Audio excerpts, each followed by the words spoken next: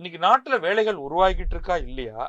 இதுல அப்பத்துல இருந்தே இருக்கிற ப்ராப்ளம் என்னன்னு பாத்தீங்கன்னா, படிப்புக்கு ஏத்த வேலை கிடையாது யாருக்குமே. இன்னொன்னு, படிக்கிறவன் வந்து அவன் என்ன படிச்சான் அதுக்கேற்ற வேலையை தேடுறதே கிடையாது. சம்பளத்தை ஃபர்ஸ்ட் பாக்குறாங்க. ஃபர்ஸ்ட் வந்தவொடனே ஒரு வேலையை முடிச்சு வந்தவொடனே என் ஃபேமிலிக்கு இந்த தேவை, இவ்வளவு சம்பளம் வேணும்னு சொல்லிட்டு இப்ப பாக்குறாங்க. அது வந்து இன்னைக்கு இருக்கிற காலகட்டத்துக்கு வந்து ரொம்ப அதிகமா போயிடுச்சு.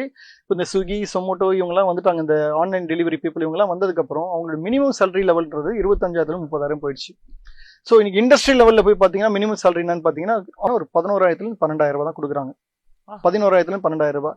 ஸோ ஒரு படிச்சவனுக்கோ படிக்காதவனுக்கோ இன்னைக்கு ஒரு இப்ப டிகிரி முடிச்சு வந்த பையனுக்கு 12,000 தான் பேசுறாங்க எல்லாருமே, எந்த ஒரு நிறுவனமா இருந்தாலும்.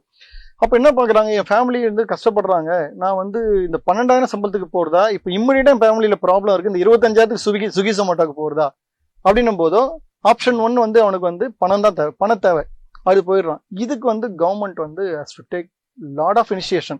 இது ஜஸ்ட் லைக் தான் நடந்துட முடியாது. ஆனா எல்லாமே அது ஸ்விக்கி சொமேட்டோ குட்ஸ் டெலிவரி அதுக்கு வந்து 25,000 கொடுக்க முடியுது. ஆனா அந்த அளவுக்கு அவங்களால ஏர்ன் பண்ண முடியுது. ஒரு ஃபேக்டரியில மேனுஃபேக்சரிங் ப்ரொடக்ஷன் நடக்கிற இடத்துல 12,000 தான் கொடுக்க முடியுதா? அதுதான்